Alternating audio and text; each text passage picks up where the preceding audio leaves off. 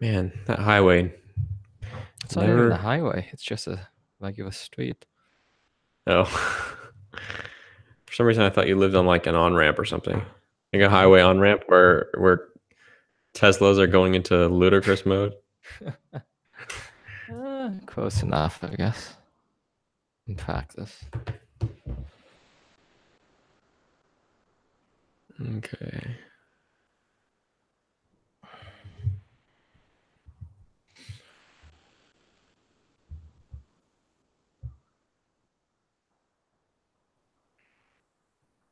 So this is hilarious, but my bridge keyboard review is getting like, yeah, I saw that, 5 to 10 times the traffic that my 4,000 word Pixel Slate review got.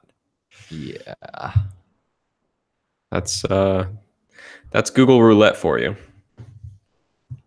People and consumers. I honestly don't think that has anything to do with people being interested in that keyboard.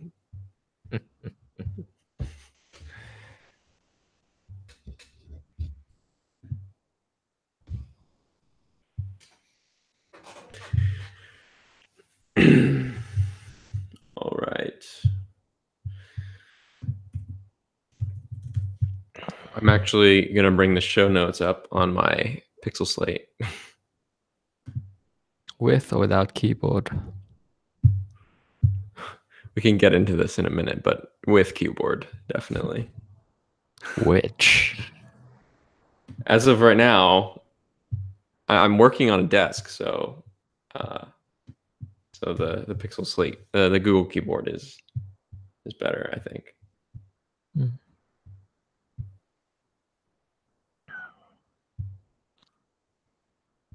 All right, it looks like there are a good number of people in, so we'll just go ahead and get started. Yeah, so welcome back to Alphabet Scoop. This is episode 34, and we're very glad to be back. We had last week off for the holidays / Thanksgiving / Black Friday week. I guess that's what it is now. Is Black Friday week. Indeed. And it's like Black Friday week, and then we have Cyber Monday week.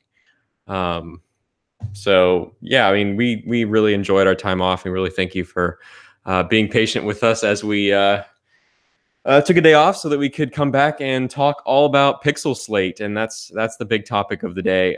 As you probably already know, as you may have guessed, before we get the show started, I wanted to say, please leave some questions. Anything you might want to know about the Pixel Slate in the comments on the live stream over on YouTube. And as the show goes on, maybe in about 20 or 30 minutes, I'm not sure, we'll go through those and find the ones that we think are the most interesting, if we're honest, and then talk about them. But before that, I guess we can just dive into our review. I guess my review.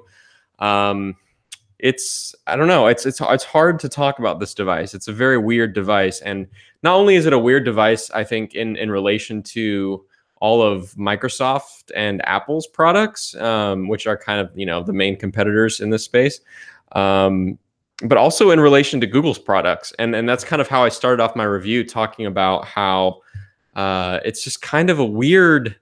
It's weirdly placed, and it feels like it's kind of.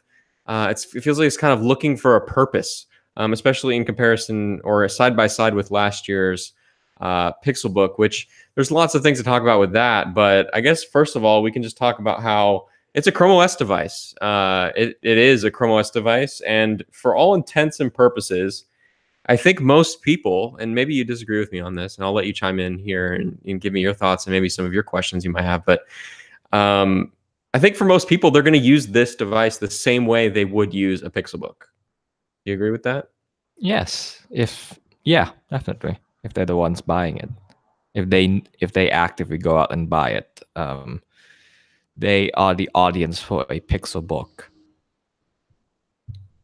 Yeah, for sure. That's one thing that's just, like an obvious thing that I think keeps a lot of people out of the Pixel Slate is they might not even know it exists. It's like, even with as much marketing and push that Google's put behind all of its hardware products, especially in the last few years, it still pales in comparison to the marketing dollars that Apple's pushing with, the iPad Pro, or I mean, the iPad is at this point many years old, and it's a household name. Whereas Pixel Slate is, I think if we remember that the rest of the world doesn't live on tech Twitter, we remember that a lot of people may not even know the Pixel Slate brand name at all. And so in that way, I don't know. I think it's already it's just like the Chromebook Pixels that preceded it, and just like the Pixel C, and just like even the Nexus 9. It's like it's starting off with a rough, it's gonna have a rough start, because even if it was the best product ever, and even if we could say unequivocally that it's better than an iPad Pro in every single way, it's still going to have a lot of trouble, because it's just not a. I mean, Google's hardware is just not a household name. Yeah, but it has the benefit of Chrome OS being increasingly being a household name. And compared to when Google announced that very first Chromebook Pixel in 2013 and late in 2015, Chrome OS is advanced so much more. It is a powerful, feature-rich operating system. And beyond that, there are people who have used it, and there is increasingly like a K-12 market, and even some college students that are familiar and like using Chrome OS. So timing-wise, the Pixel Slate is a good idea for Google to start experimenting on the form factor.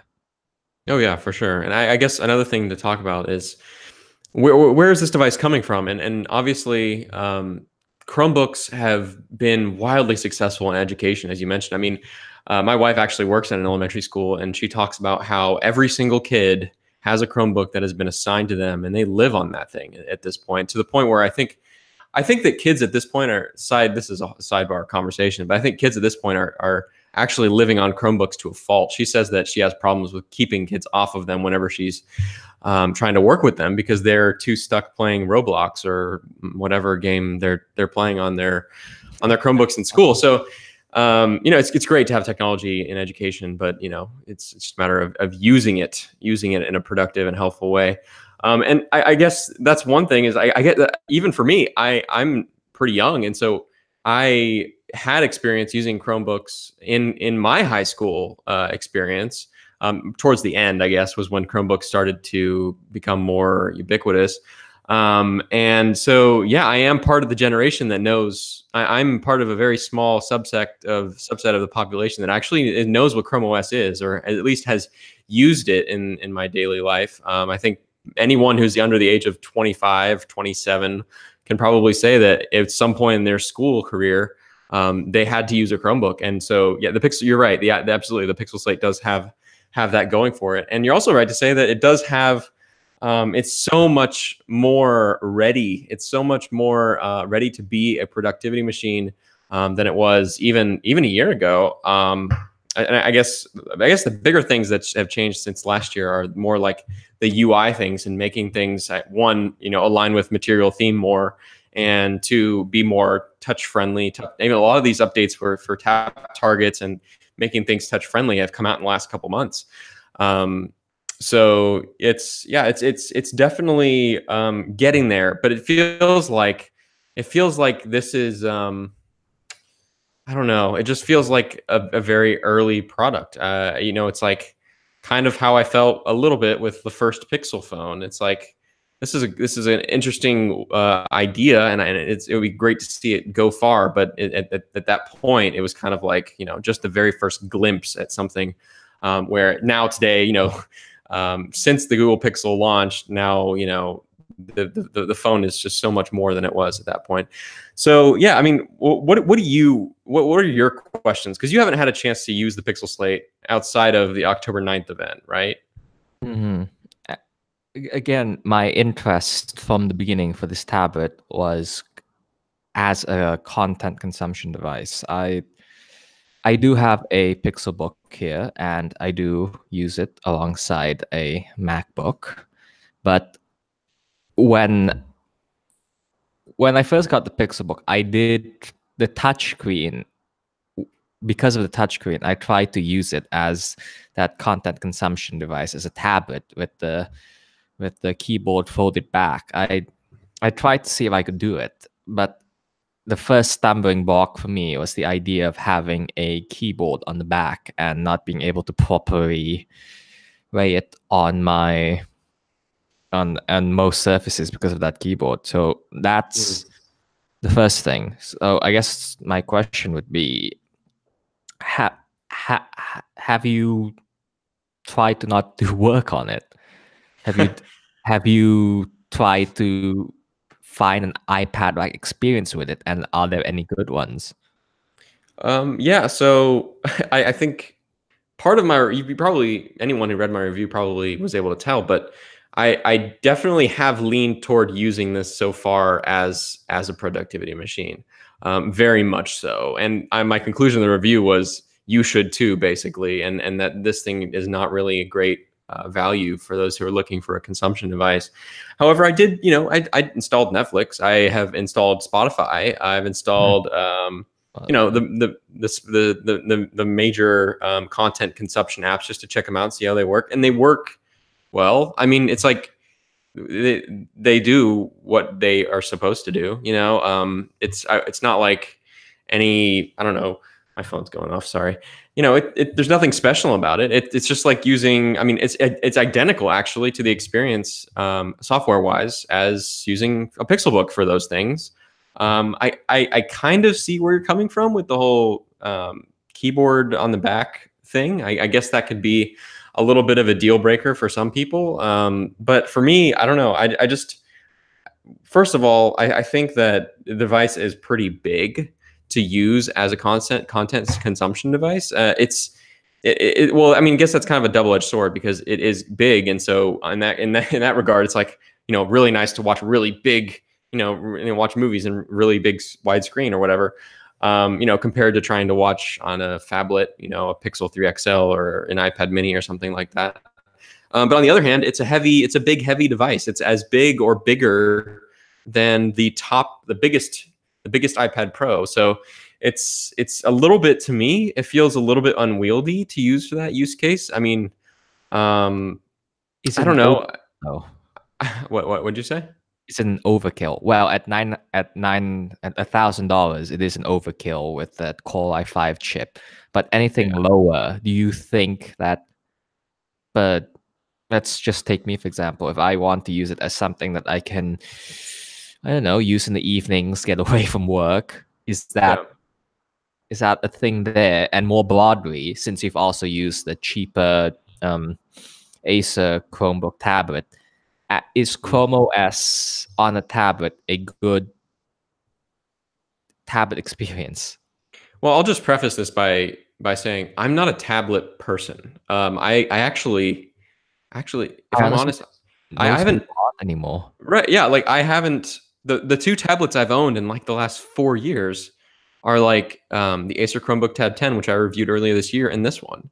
And so I don't know, the tablet use case to me, for me personally, it's if I didn't have a job that involved writing online, which I do, so I can't avoid that. But if I didn't, it would be watching movies in the car, watching movies on an airplane, traveling, having a screen that you can that's big enough and good enough for consuming content, but also good in terms of portability. That would be my tablet use case. That doesn't apply to me because no matter where, I travel 5 times a year, and every time I'm traveling for work. So it doesn't really make much sense for me to carry, my 12-inch MacBook and a tablet, because I'm just going to watch Netflix on my MacBook if I'm going to watch Netflix or whatever. And I have carried my Pixel C. Actually, I lied. I have Pixel C too. So I have carried my Pixel C with me on business trips, but even then, I find myself, in that case, for a lot of different reasons, I found myself just not using it. And so I'm not a tablet person. I just don't use tablets. And so to me, I don't even have that on my mind when I'm thinking about reviewing this device, because one, not only has Google made it such a good productivity machine, which you can't say that about some tablets, some of the lower end iPads, it's like I would never even try to do any kind of productive work on them in terms of my job. Because that would I'd have to jump through hoops, I'd have to, even like the mobile Safari experience is just not great. There's so many things that if I were to have a 329 the $329 iPad, I just would not use that for productivity. Whereas the $599 Pixel Slate, or in my case, the one I've been reviewing, the $999 Pixel Slate, yes, it's a tablet, but it's a really good productivity machine, I think, for at least my use case. And so, I mean, maybe not someone who's, I don't know, a graphics artist or something, maybe not them, but for me, it is. And so that's kind of the lens that I'm looking at this device through.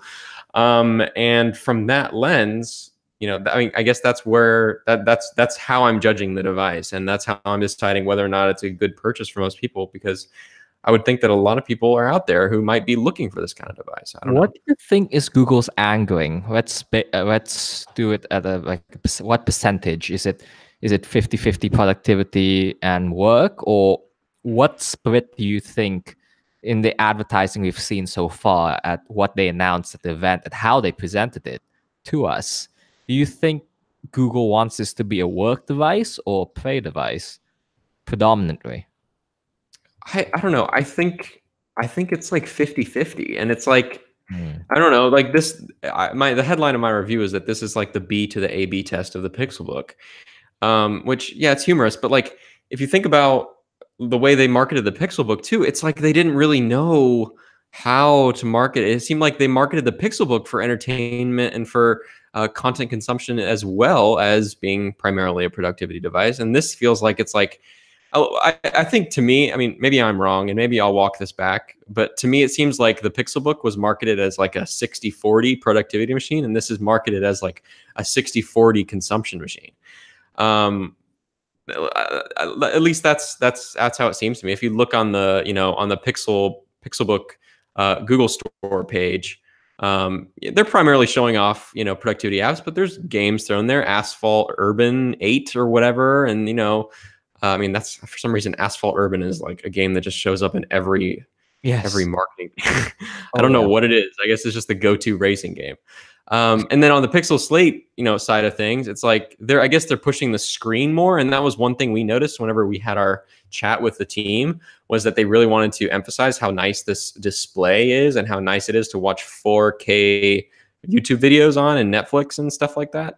And so, yeah, they're like showing, like, they have like the let your entertainment rule, and they have like, I don't know, Pacific Rim Uprising on the Google Store page, but then they also show all these productivity use cases and all these really great productivity apps, and so I don't know, it just feels like both of them are like, I don't think there's really that much distinction between the two. At least that's how it seems to me. The way I perceive it is that there's a distinction in the fact that they didn't include the keyboard in the box. If they did, I would be like, sure, this is a 50-50 play, 50-50 productivity. But since it's an optional accessory, I'm much more agree with your 60-40 split towards a 60-40 split towards entertainment and fun. So that the idea,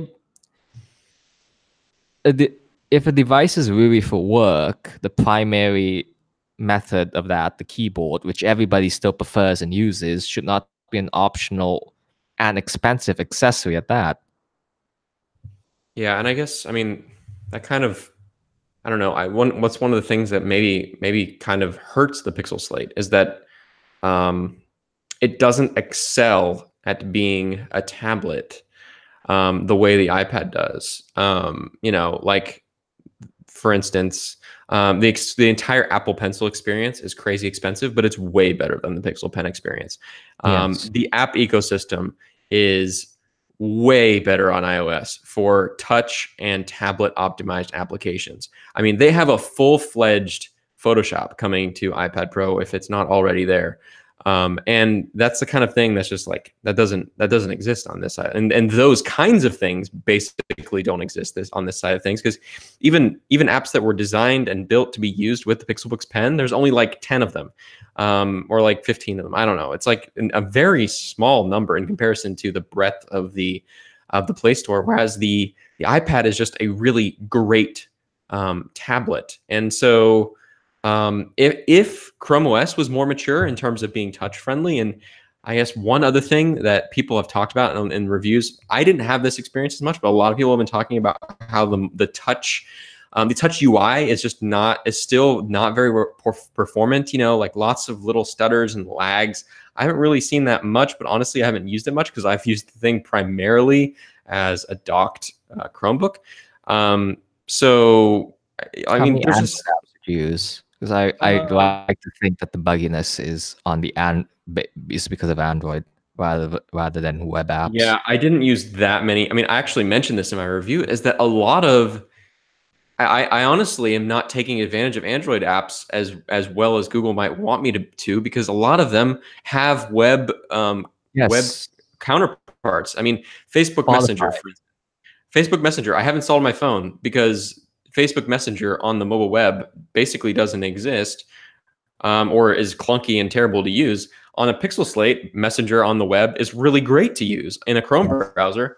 And so it's like, installing the Android app is actually, I'm actually losing battery life. I'm losing performance by trying to, I don't want to say emulate, but partially, I guess, emulate an Android app.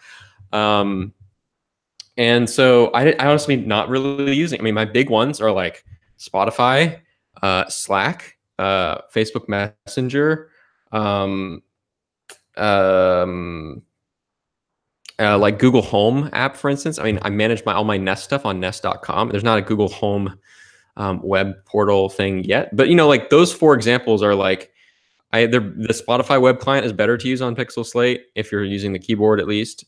The Android messages is better to use in the browser. It's basically the same thing. It doesn't matter. The app is not really an app.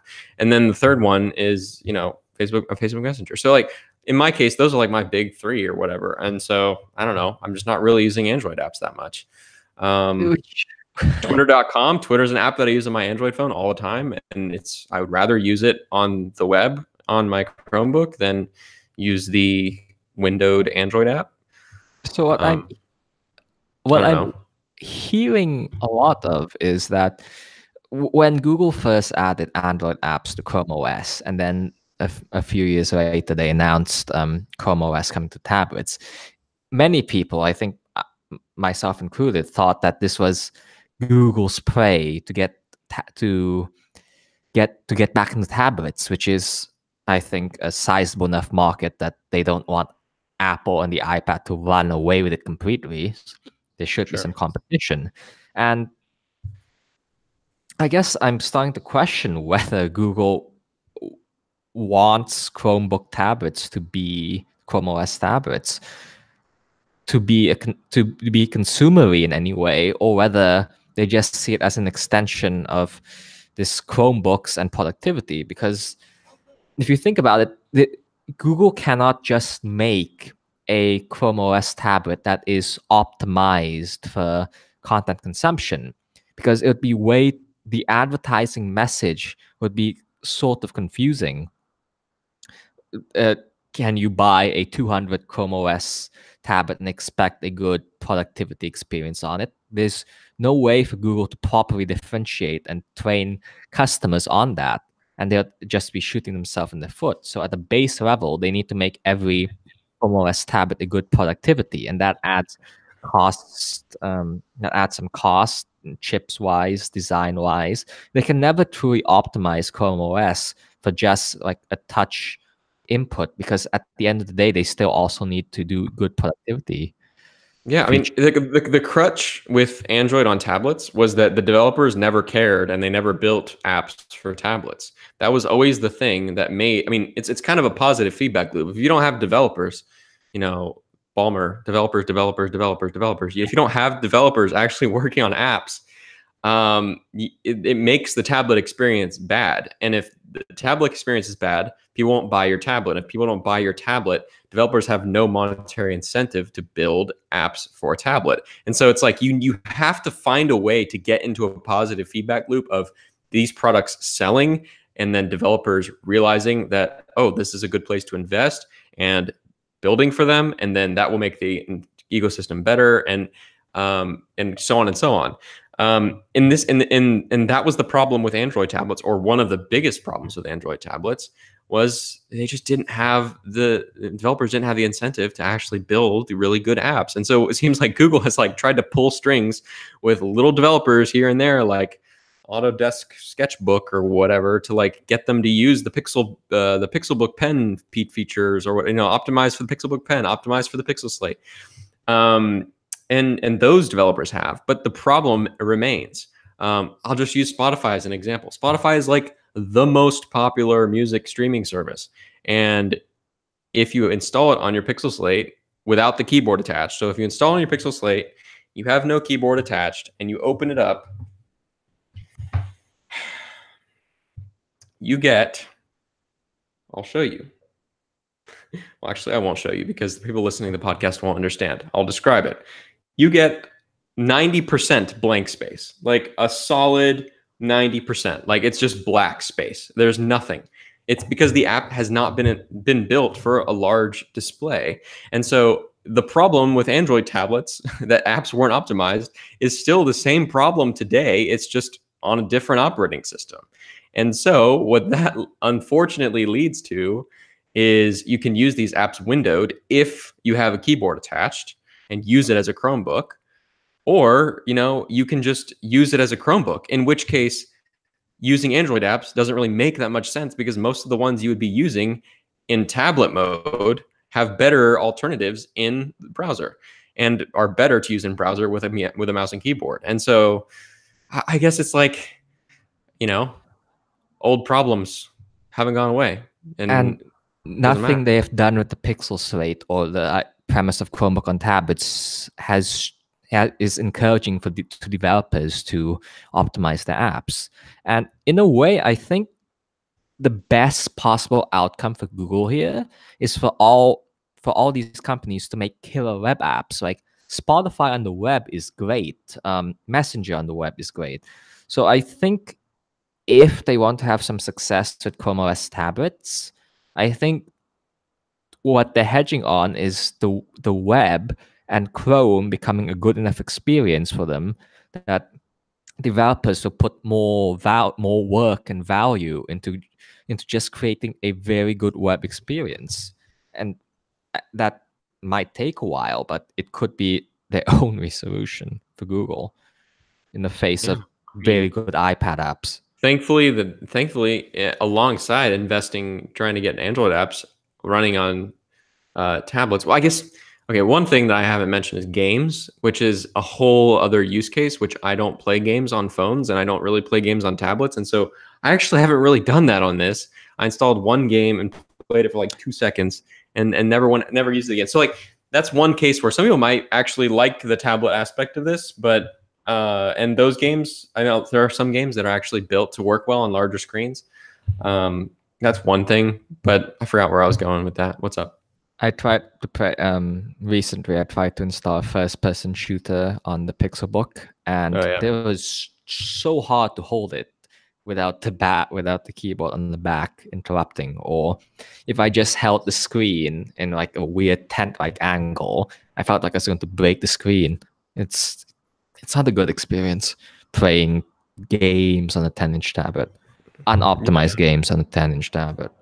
Right, and I'm not sure how the performance is affected by it being Chrome OS, because I know that Android apps running on Chrome OS are not emulated in the most pure sense of the word, because they're actually they're running natively, or like partially natively. Is that the correct way to put it? Regardless of, I don't know how running a game on a Chrome OS device with the exact same hardware specs would run versus if the Pixel Slate, for example, with the exact same hardware were running Android, how the performance of some of those more intensive games would be affected by being on Chrome OS versus Android. I think they're slightly just they're impeded somewhat, but still playable, and that's why. So I don't know. It's like that's unfortunate. I haven't tested that. I don't know for sure, but I think that's the case. So even that use case is kind of like hampered a little bit by it being Chrome OS. But I guess one thing I was trying to get back around to, I just remembered, was that the web itself is still not very touch friendly. A lot of the web just is not actually, I just did it. I was trying to click new or tap new tab on Chrome, and I closed the tab instead. It's just like, I mean, not only is the Chrome browser, you know, itself barely more touch friendly than it was before, but websites, you know, it's like Google can't force websites to become touch friendly, and you know, so it's like right out the gate, it's just a little bit. It's just a little bit unfortunate. So I guess to me, I got long story short is the tablet experience, like running apps in full screen other than the Chrome browser, Android apps, is just like suffering the same issues because, I mean, look at this. Let me just show you this. This is Facebook Messenger. This is the login screen. That's what shows up when you open up Facebook Messenger. It's like, it's basically like all of these text entry fields that go all the way across this 10-inch or 12-inch display. It's just ridiculous. I mean, that's like, and Facebook is like, you know, it's a AAA developer. There's no reason for them to not have apps that don't. I mean, other than the fact that Android tablets just don't exist. Like, I don't know. It's just unfortunate. It's the same problem. And so what I found myself doing, long story short, I found myself living with it on the keyboard attached and just using it as a Chromebook. And then that brings me to my final conclusion on this, which is if all of this is true, and if you're going to just use it as a Chromebook, then why would you buy this and not the Pixelbook? Is there any...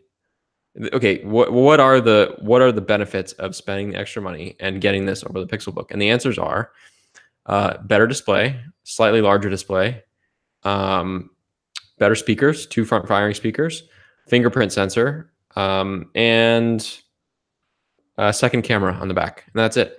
Yeah, and what you're describing are specs that most people do not care about. Exactly. The audio output on the Pixelbook is not great, but it's not bad for what you're using it for. Not to mention the Pixelbook has a headphone jack. Yes. And the Pixel Slate does not. So it's like, I guess what it came down to for me, and it's kind of unfortunate for Google that they did this, but they put the Pixelbook on a crazy sale last week. And, you know, it's been $9.99 MSRP, still is, since it launched. And I don't think that's going to change until next year when we see the Pixelbook 2. And this week it's been on sale for $6.99. And is that the 6th generation i5 or the 7th generation i5? 7th, we're on 8 now. So the Pixel Slate is 8th generation i5, and the Pixelbook is 7th generation i5. And performance-wise, I don't think there's that much difference. And so what happened this week is if you buy the 8th generation i5 Pixel Slate and you buy the Google Pixel keyboard, which is a whole other story, and I'm about to get into that, Google Pixel Slate keyboard, you will be paying $500 more this week for that setup than you would if you bought the $699 Core i5 7th gen Core i5 Pixelbook. And the conclusion there is very easy. Don't buy the Pixel Slate, buy the Pixelbook. It's that simple. And so I don't know. It that's just how the cookie crumbled, I guess. So the keyboard, this keyboard, yeah, fiasco. Yeah. So there's 2 keyboards as of this podcast. The first keyboard is the Google Pixel Slate keyboard, aptly named, and the second keyboard is the Bridge G-Type keyboard. And my takeaway, I actually just did my review on the Bridge. I kind of bundled in my Pixel Slate keyboard review with the Pixel Slate itself because I feel like they are necessary for each other, as we've concluded in this discussion. But so I guess my takeaway on the keyboards is that they both have pretty noticeable compromises, different compromises. I'm positive. It sounds like I'm being super negative about this device. And I think if the Pixelbook didn't exist and the Pixel Slate lived in a bubble and the Pixel Slate was a little bit more affordable, then I don't have many complaints. I really don't. In terms of hardware quality. I mean, the build is super premium. It's super nice. Going back to Pixel Slate itself, and it's just really, I mean, it's really good by itself. It's just really bad in comparison to the alternatives. And I guess going back to Pixel Slate keyboard, the big problem with the Pixel Slate keyboard is that you cannot use it on your lap.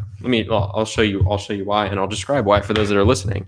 This is what the Pixel Slate keyboard looks like. And the problem is this keyboard part is attached by this flimsy little fabric. That's how the keyboard part is attached. If this was a hinge, it would be perfectly fine. If it was a hinge, it would be great. But it's attached by this fabric, and so when you're sitting with it on your lap, the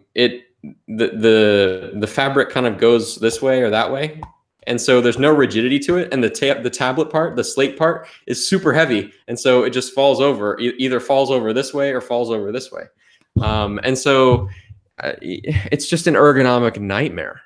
The keyboard's build or the way they designed it to work it's just a nightmare.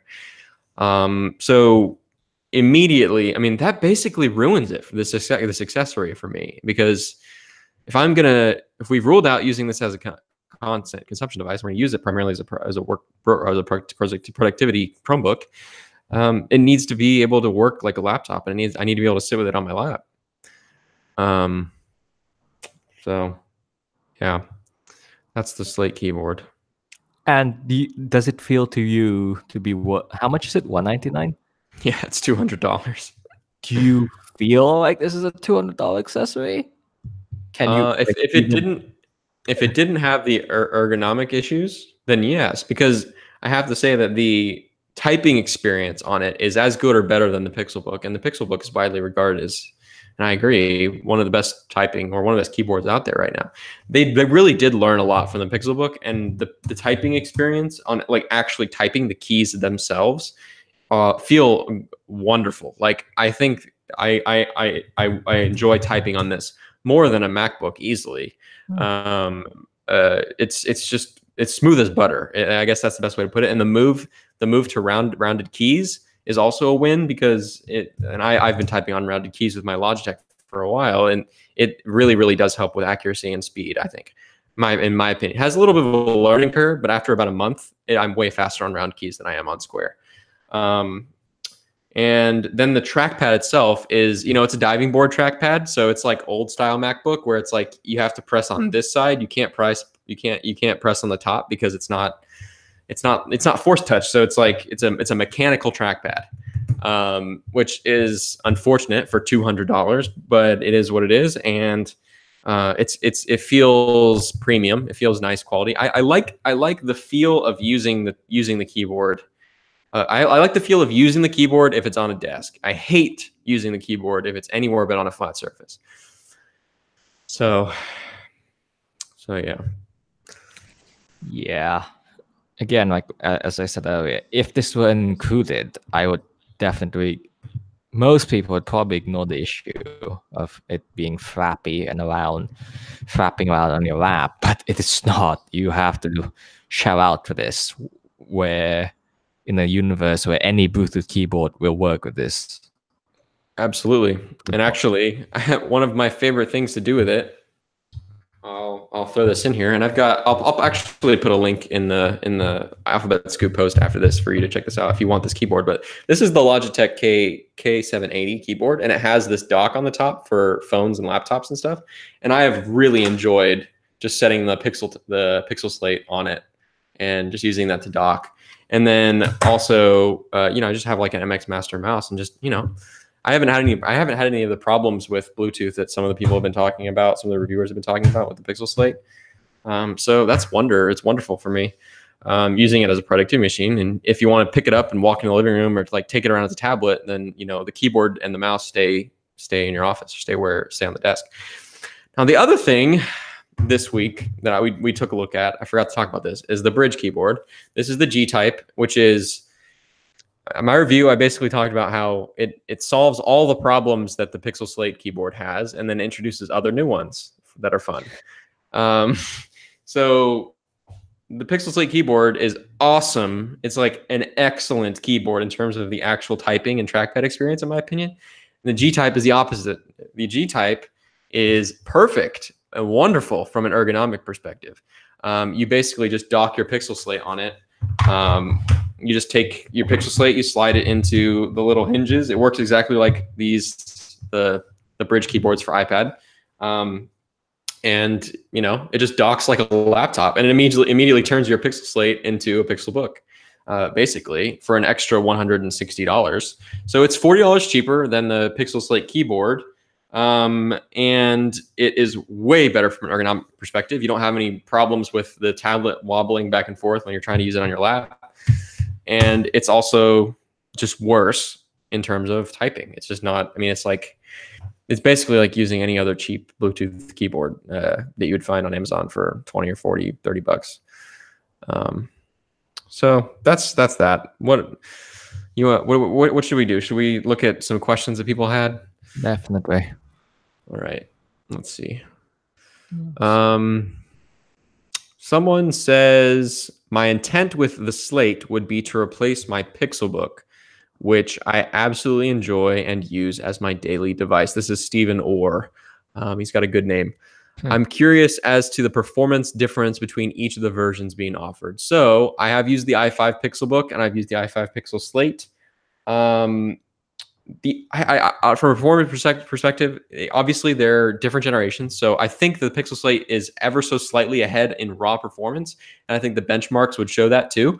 But I will say the Pixel Slate, I think, needs a little bit more time to iron out some of the animations, like multitasking stuff, and I think those things will be ironed out because Chrome OS releases come out, you know, once a month or whatever. So, you know, I think those things will be ironed out. But for now, I would say the experience is just slightly different. I think the raw performance is better slightly on the Pixel Slate than the Pixelbook. But in terms of actual software optimization, I think the Pixel Slate's a little behind.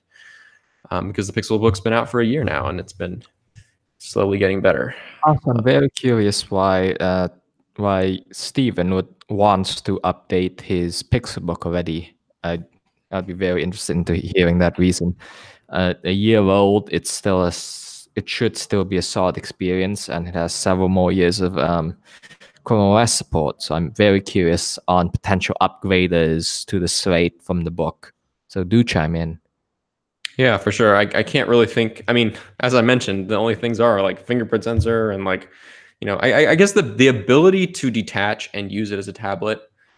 If you have a specific need for that, if there's like a specific app that you would like to use with the Pixelbook pen for some reason, if you're an artist and, you know, you were thinking about buying the Pixel Slate, or if you're trying to decide between Pixelbook and Pixel Slate, and assuming the sale ends, which I think it's ending tonight, by the way, then, you know, if it's like $1,000 Pixelbook versus $1,200 with the keyboard Pixel Slate, and you know for a fact that you have a specific use case you want to use in tablet mode, then I can see why or where that, you know, where that comparison might come from and why someone might want to move to the tablet. But I am also curious, Stephen, feel free, if you're still on the show and want to comment, feel free to let us know why it is that you're looking to move to the Pixel Slate.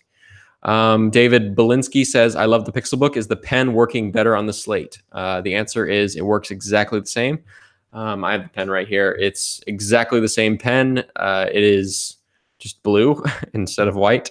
And it works exactly the same. All of the apps work exactly the same. In my experience, the touch latency, which is not as good as an iPad, unfortunately, anywhere close, is about the same.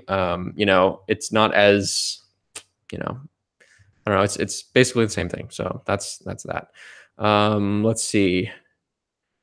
Do you think any non-keyboard folio cases will come out? Yes, those already exist. They're already available on the Google Store. So there are a couple cases available from, I think, like Incipio or a couple other makers. So go check those out. For instance, there's the Incipio Esquire Series Folio. It looks like that's a standing case. I'm not sure, but it looks like there are already those things. And if they're not, there's definitely things coming.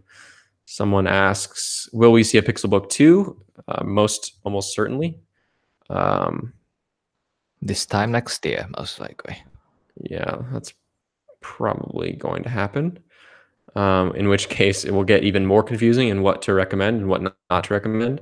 I guess maybe next year the Pixelbook 2 will maybe have more differentiating features, and then we'll see the Pixel Slate, or we'll see the original Pixelbook be discontinued, and then maybe there will be more differentiating aspects and discounts on the Pixel Slate side, which will make, I guess next year we might see a higher end Pixelbook that's like up in the $1,200 plus range. And we might also at the same time see the Pixel Slate drop by a couple $100, a few $100, in which case suddenly the Pixel Slate is a lot more attractive and makes a lot more sense.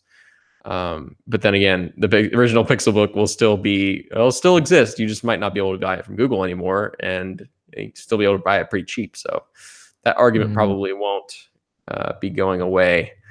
Someone says, "Hey, I just wanted to tell you, you got a viewer from Norway. Thank you, Sophie, for watching and following along with us. I'm very honored to have you." Steve says, "I'll be sticking with my Pixelbook." Good, you should. Mason says, why would you upgrade from the Pixelbook? And he says, because new. Duh. I guess that's an argument. If you just have a lot of discretionary spending to do, then by all means get new stuff. It's nice and shiny. And it becomes cheap enough. I think that's a valid reason to buy it. Yeah, for sure. And if you're that big of a Google fan, it's a piece of history. People who have a Pixel C right now they've got a collector's item for sure. Also, I didn't talk about this at all, but the back of the thing is really we noticed this at the event, but it like picks up grease and fingerprints super easily.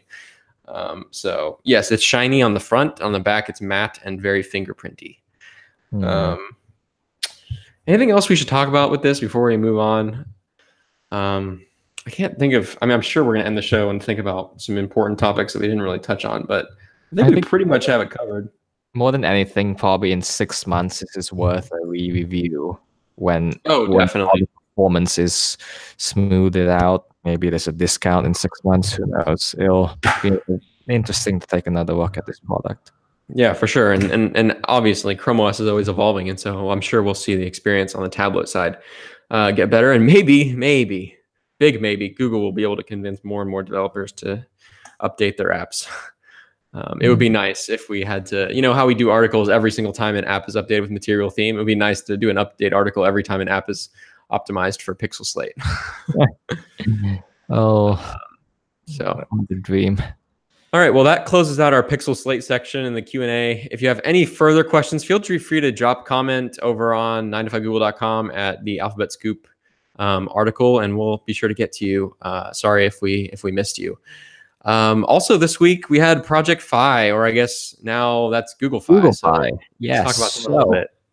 Announced in 2015, it's Google's MVNO is finally dropping the project status, so that is a very good sign that it's here to stay. And the big news is that it now works on most Android devices and iPhones. The important caveat is that you're not going to get access to Google Fi's cellular network switching. So in the US, Google has partnerships with T-Mobile, US Cellular, and Sprint to offer to get network access. And traditionally, Google Fi's big appeal was the ability to switch between those three networks so that you can absolutely get the best LTE signal. Yeah, for sure. On a regular, so if you have like a Galaxy or a OnePlus, all you get is the T-Mobile network. You will have a Project Fi service and all the other features that comes with, like 24/7 support, the good international roaming, group pretty plan. Good prices on unlimited data. Yeah, but only from T-Mobile. So that may be a caveat to you. So that's the big news of the day. These new compatible with Fi phones, and this will be very interesting to see whether Google can make a big impact in the carrier market. I feel like this was a long time coming. Hopefully, this Google is going to advertise this like crazy, and it'll be interesting to see if they can make any impact whatsoever in the market with this expanded support. Yeah, I mean, they're advertising this on Google.com right now, so hopefully they'll be able to pick up some new subscribers. I think, I mean, my experience with Fi has always been positive, but I guess, like you said, unless you do a T-Mobile prepaid situation, I think Project Fi is like one of the best values for your dollar, especially if you only use like a gig or two of data per month. Very good deal. You know, it's basically, I don't know, it comes down to like 30 or 40 bucks for a single line for a couple gigs, and so it's pretty good deal. I do have to admit that Verizon and AT&T probably have better networks than T-Mobile, for sure. I actually, after using Project Fi for 2 years, I ended up switching to Verizon because of that. And to me, it ended up being worth the extra 30 bucks a month to be on the better network. So, yeah. But where I think Google is going to really succeed with this, now that it has iPhone support, is international stuff. This is a very great deal for travelers, and maybe from there they'll end up picking up more Pixel users or whatnot. But there is a market right now of people that should subscribe to Fi if they're going overseas or something like that. So it has a built-in market, and maybe from there it can pick up users. Yep. Also, this week we had some more leaks of the Pixel 3 Lite. I don't know where that name came from. I'm pretty sure it was just made up. Yeah. We don't know what to call it yet. That's actually a good question of what is Google going to call this phone? Pixel 3 Mini? SL? Oh, Pixel 3 XL. 3R. The R doesn't mean anything. But that's is this product going to happen? It's like, it seems like it's going to happen. Yeah, I think it'll happen. I think it'll be announced in India, and I think it will be for India, and that's the end of that story, I think. Also, this week we had some other Pixel 3 stories. We spent almost all of the show talking about Pixel Slate, so we don't really have much time to dive into much. But we had some Pixel 3 stories. Damien did a comparison of Night Sight to Nightscape, which, unsurprisingly, the winner came out on Night Sight for that one. Google launched a really, really cringy ad campaign. Ugh, it's the worst. It felt so... Okay, so they shot it in Los Angeles, and it felt like they were all actors, like stereotypical Los Angeles actors. It wasn't good. It's a good message. I'll give them that, but maybe they can deliver it in a less cringy way. I honestly prefer that Bill Gates and Jerry Seinfeld, they did Microsoft ads like ages ago for like, I forgot which operating system movies, but that was kind of better. Anything was better than this. This is like, who's gonna watch these, by the way? They're 6 minutes long. Yeah, it's Google. People on YouTube. That's the only audience for this. They're not going to do any considerable airtime showing this. That'd be madness. I just don't get it. Like, they're very obviously advertisements. And so, who's going to sit down and click on this and watch it and be like, I don't know. I just don't see it. I don't see anyone making it. So, like, you know how YouTube gives you statistics on like how long people stay watching your video before they click away? These have to be like 5 seconds. Also, my biggest annoyance with this is name the bloody iPhone. They were all so coy about not naming what phone everybody is switching from. And like all the phones had cases, and it was, they didn't even show the front of the phone. It was just the back. And that was ridiculous. Name your competitor. We all know it. They know it. Google is very, very careful about that. Another example, I noticed this week was on the new Fi site. If you click check eligibility with my phone, it shows like 7 different manufacturers or 10 different manufacturers, and it shows logos for every single one of them. And then the Apple one says Apple in bold letters, and all the others are logos. It's funny. I mean, they did call it the iPhone XS at the event for the Night Sight demo, so I don't know. Why they lost maybe that's an Apple thing though. Maybe that's like a branding. maybe that's like a Google. I mean, with the example of Phi's website, them not using Apple's logo, maybe that's an example of Apple not allowing that. Yeah, that'd be fascinating. There were some smart display things this week too. I wrote about how Black Friday deals were like made this past Friday like a really, really great time to buy lots of smart home stuff, and a lot of you did. I saw lots of clicks on all those links. So that was good. Some new features came to the Lenovo Smart Display, basically Home Hub functionality. LG's Google Assistant Smart Display launched this week. Yeah. And finally, after 9 months, 10 months, 11 months. Yeah. We're almost approaching next CES, and Sony, which Google announced as launching one, hasn't done anything. So I guess it'll be 1 year. Maybe they'll announce it at this CES, but that's a bit wild. Maybe. We've got gift guides flowing out, so I just wanted to shout that out. We have gift guides coming from each of us personally, and then we also have tons of gift guides like best accessories for Pixelbook, best low-end Android phones, best premium Android phones. So if you're looking for gifts for your family, be sure to check those out over at 9to5 Google. I think that pretty much rounds out the show for the week. Was there anything really important we should talk about before we just close this out? No, not really.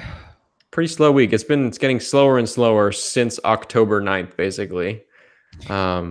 Except today was pretty big, and I guess yesterday with the Slate reviews was also pretty big. But it's just getting slower. The year's coming to an end, and as the holidays get closer, people. I guess tech companies are, slowing down their release cycles going into the holidays, and then everything will kick back off in January with CES and all of the many, many, many Google Assistant powered products that we'll be covering there. Oh, yeah. So excited for that.